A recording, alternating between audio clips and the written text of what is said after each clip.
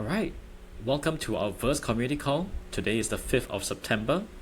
We have Verse community calls every Friday, midnight UTC. We live stream on Discord, and this session will be recorded for sharing on our YouTube and Rumble channels. Today we'll be talking about tokenomic metrics. So you may have heard when discussing a project what the tokenomics are, and there's some numbers like market cap, circulating supply, so all these fancy numbers being thrown around. Today we'll be shedding some light into what these numbers mean and how to interpret them. Right, so let's get started. For today's session, it's catered to users who are new to crypto projects, so they may have just found their favorite project and they are digging into some of the metrics around that project, such as market cap, price, token supply. So it is sometimes very challenging to understand these numbers when it comes to the tokenomics of a project. So we want to shed some light on these numbers for these new users. And also we want to point out what makes a project's tokenomic metrics interesting. Alright, so by the end of the session, you'll be able to understand some of these basic metrics, some of these numbers that we always quote, and how to interpret them. Alright, of course, before we get into it, disclaimers: this information is for educational purposes only. It is not financial advice. It's not a recommendation to invest in any of the tokens that I present on this call. So if you want to do so, do your own research before diving in. Alright, with that out of the way, let's get started. Okay, so what is tokenomics in general? So these are rules behind a project's tokens supply, distribution, and incentives that dictate how the supply and demand of a market performs, right?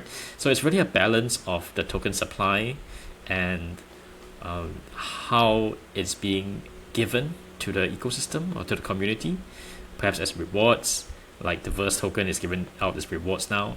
And also it's a balance of demand, where when the user receives those rewards, what can they do with the rewards? So it's a balance of supply and demand. And there are very specific metrics that pop up during a discussion of a the tokenomics of a project. So, for example, you can go to any of your preferred market aggregators. So they have this information like a chart for you to see, and beside the chart you will see some of these kind of information. Right, so some of these is real time, some of these are a little bit delayed, but generally you see all of this information on the left or wherever on your preferred website. All right, so but what do these numbers mean? And this session will be specifically focused around the meaning of these numbers and how to interpret them. Right, we're not going to be talking about utility or the demand side of things right now, but only these numbers for this session. Right, so that can come into we can have a discussion on another day about utility and demand. Okay, so the scope for this session would be to explain some of these metrics that you see. For example, maximum supply, circulating supply, market cap, FDV. What do those mean? Right, so we're trying to shed light on these numbers right now. Okay, so if this scares you, not to worry, it's going to be a very simple explanation into these numbers, and we're going to do some case studies at the end so that you know how to interpret them and apply them. Alright, so let's dive into the very first metric, which is maximum supply. So when you get to know a project, you will always want to know how many tokens do they have have ever created or will ever create. Alright, so that's called maximum supply. And so this is a reference screenshot of what BTC's maximum supply is. So, well, for those who are very familiar, we all know this number already. There will be only ever 21 million Bitcoins that will ever be created, that has ever been created. Alright, so sometimes you may see projects with an infinite amount of maximum supply. Right, this could be scary at times for new users, and very rightly so, right? Because when you have a maximum supply, it's like saying, okay, there can be only this much amount of resources of the token that will ever be created, it will naturally be in demand. However, if you have an infinite supply, it means that there will always be somewhere something that will be printing out this token, and there will never be a maximum supply. So the supply is infinite in this case for token X. I'm not going to name the token, but it's token X. Right. So a healthy sign is when you have a very transparent maximum supply, for example, in the case of BTC, and when you have an infinite supply, you should be wary about it and should ask more questions about why is it unlimited, how are you dealing with supply. It's like I have a money printer at home and I can just print money, right? It doesn't sound very convincing if you have an infinite money printer. All right, so that's on maximum supply, and those are some considerations around it. Okay, another term that you will very often see is called circulating supply. Right, this refers to the number of tokens that are currently available in the market, in public hands, in the user's hands. Right, so these are not locked tokens. These are freely available for anyone to trade. All right, so why is circulating supply important? Because in a later slide we will talk about price and market cap. All right, and circulating supply is what is being used to calculate market cap. So the short of it is that this is the amount of tokens that is available to users to trade, to use. Right, this is what is not locked. All right, and a healthy sign of circulating supply is that it's very close to the maximum supply. Right, so for this screenshot here from another unnamed token that I will not name. So the circulating supply is at 2.5 billion, but their maximum supply is at 10B. Right, so that means that a lot of the tokens is still locked, and potentially in the future there could be a series of events that suddenly unlocks all of these tokens. So it is not clear how these tokens are locked, what is their mechanism, when will they be released. So all of these questions are important if you see a project token with a very small circulating supply and a very huge maximum supply. All right, so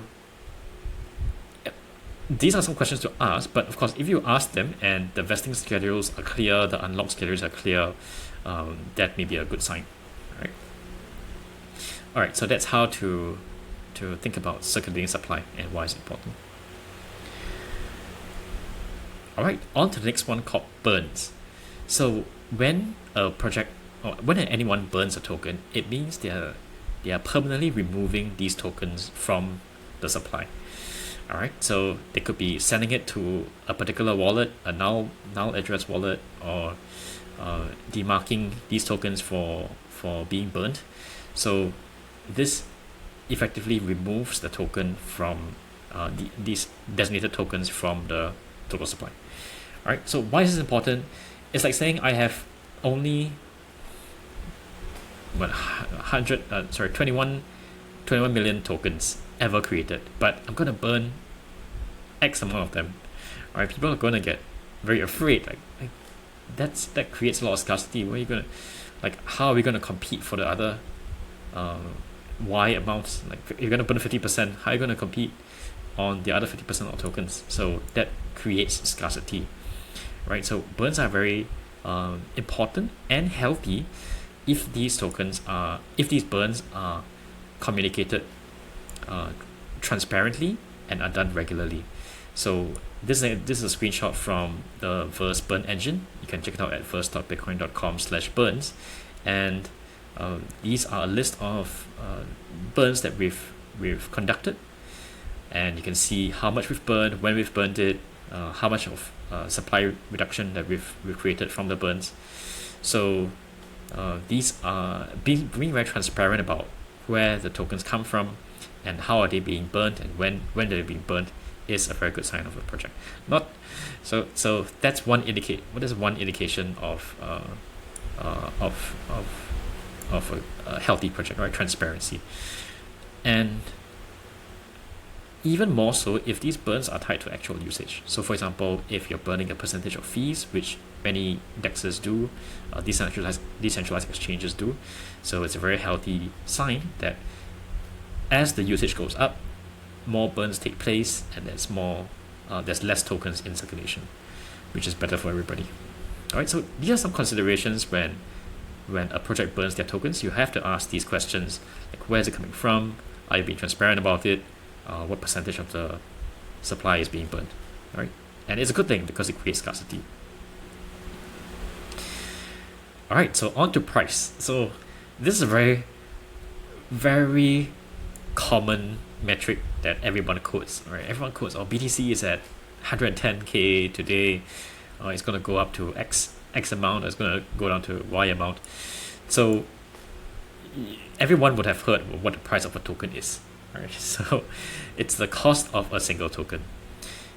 Again, it's the most visible number, but it can be very misleading at times. Right, so if you think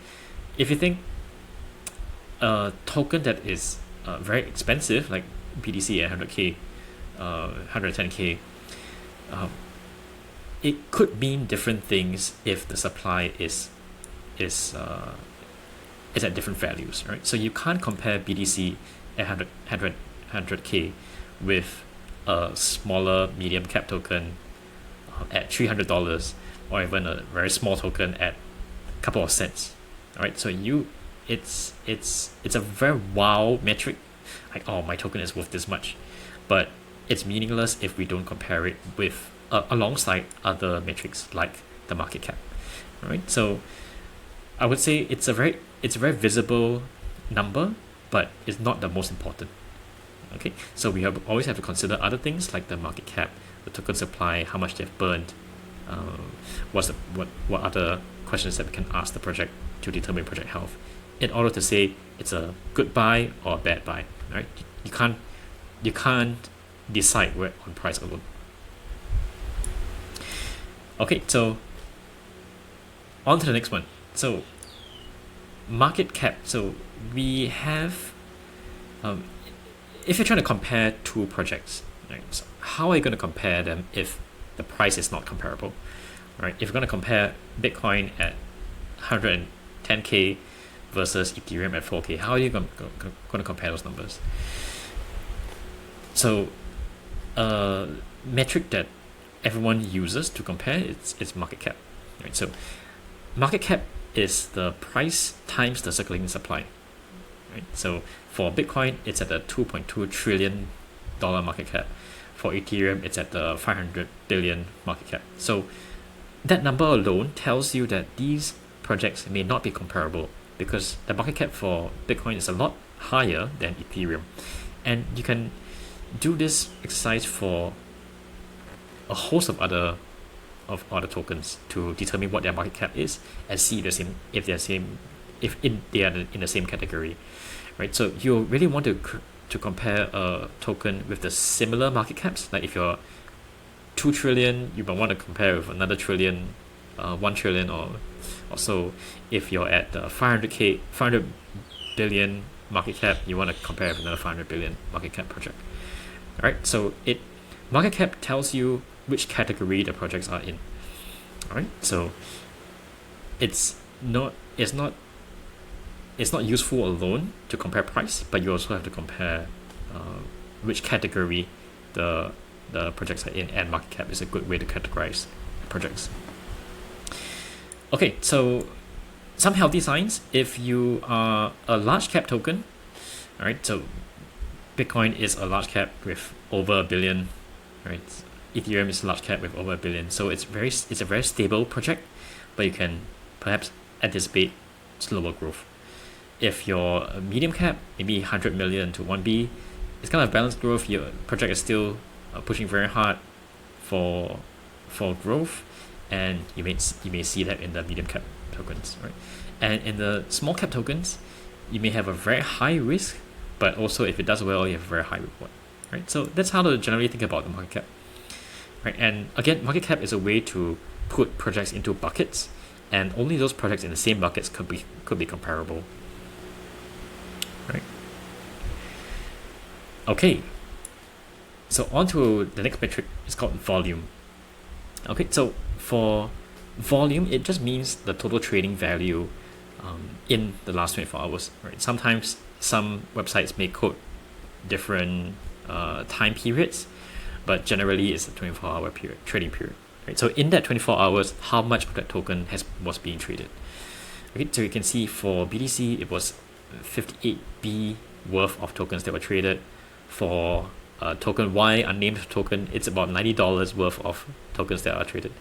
Right, so there's a vast difference of trading volume, and trading volume is important because it shows you as an observer what the liquidity is and what the interest is. So if there's a lot of interest in Bitcoin, everyone will be trading it. You've got a very high volume. Conversely, if there's very low interest in token Y, right, there's low volume, nobody's going to be trading it. Right? And it also tells you liquidity is also important because it tells you if you can trade in and out of positions easily with that token. Right? So for BTC, everyone is trading it, such a huge volume, your small trade will not affect the volume. There's enough volume to support your small trade. Right? Conversely, if you have $100 of token Y, but you have only $9 worth of trading volume per day, it's gonna take a long time for you to exit your position, right? You might not exit your position in time, right? There's not a lot of trades going on to support your whether you want to exit or you want to enter that token, right? So liquidity is important, and volume is a good way to give you an indication whether you can enter or exit your position easily. Okay, so generally, if you have a very high volume, it's great. Lower volume, not so good. Okay, so lower volume also means that if a whale comes in and does a big trade on token Y, the price is going to go up or down. Right, big sell goes down, big buy goes up, and the market can be manipulated that way for the token. Okay, so that's on volume. All right, going on to the last one. So this is called fully diluted value, or very commonly presented called FDV. Sounds complicated, but not to worry. It's just the price, current price times the total supply of the token. So total supply includes locked tokens and circulating tokens. All right, and so you got total supply here of 100B. You've got the price, which is X. So your price times total supply gives you the FDV. Okay, so why is FDV important? FDV is basically an assumption saying that imagine if all of the tokens are unlocked today, what is the price of what is the market cap at today's price? Right, so it's just an assumption. If you include all of the tokens that are locked and unlocked, and you multiply that with the price, what is the market cap? All right, imaginary market cap. Okay, so why is this important? Is because it shows what the future value of this project is.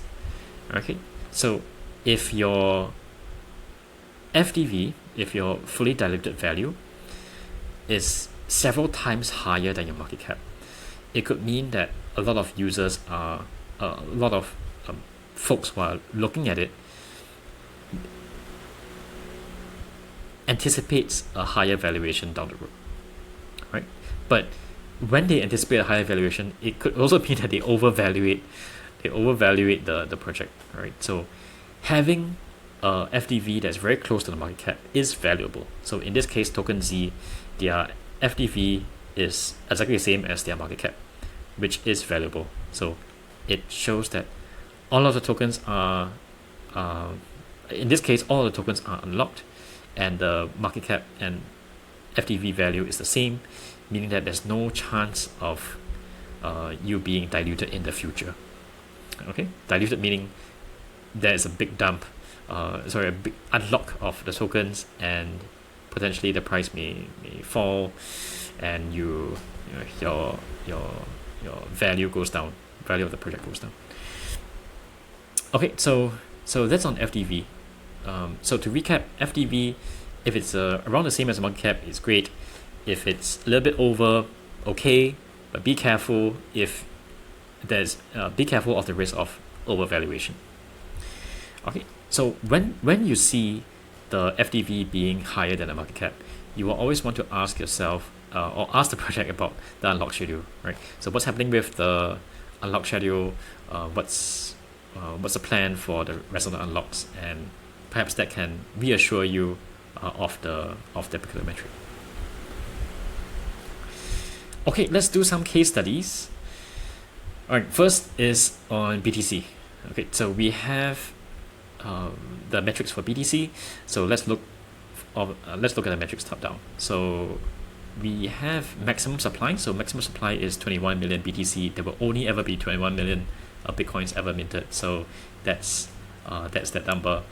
And total supply after burns, I believe it's the same number. Some folks may have lost their BTC, so this number may be less. Okay, but it's around the same. Some folks may have actually burnt Bitcoin, and that's why we have a reduced number here too. Okay, there is circulating supply. So we see that circulating supply is about it's the same as the total supply. So that is the amount of Bitcoins that are in public circulation, not in the project tokens' hands. So as we know, all of the Bitcoins are held publicly, and they are not minted yet, but they are going to be minted in the future. So that's why the circulating supply is about the same as the maximum supply, right? Excluding burns. Okay, on market cap, Bitcoin has a huge market cap, 2.1 trillion. So very good class of a project, right? So that puts it in the top tier category. Where we've got price that is also very high, but note that price is subjective and visual, but not too important, right? We always want to compare that with the market cap and the volume traded. Okay, and we see that volume traded is really huge too, so 58B, so very healthy volume. And finally, your FDV value is just above the market cap, which is a very good sign. Okay, so green light across the board for BTC. Let's move for the next case study. All right, so of course, Verse is the rewards and ecosystem token for the Bitcoin.com platform. So let's analyze our own matrix. All right, so our maximum supply, we are at 2.8. We are at 210 B maximum supply of Verse. Okay, so that's what the number that's the number of Verse tokens that will ever be minted. Right, total supply after burns. So we have burned around 4B worth of Verse. So you can check it out at verse.bitcoin.com/burns. So our total supply excluding burns now, it's at 196 B. Okay, so circulating supply, we are at 42 B circulating supply for Verse. So again, comparing circulating supply with the total supply or maximum supply, we are a long way to go for the rest of the tokens to unlock. Okay, so this could raise some questions like what is the unlock schedule? Where are the tokens going to be distributed to? Like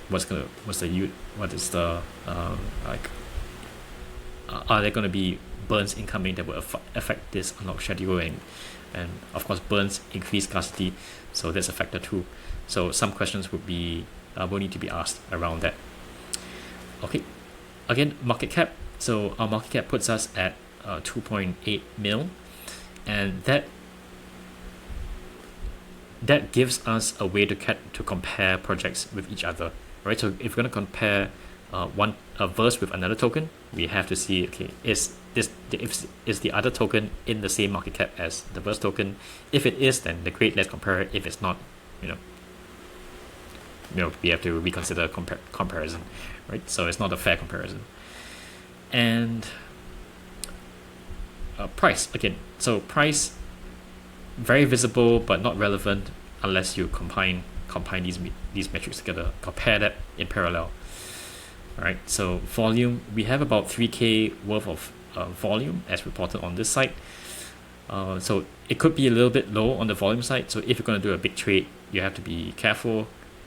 If is there enough volume to support your trade? So that would be a question. And lastly, the fully diluted market cap is a lot larger than the current market cap.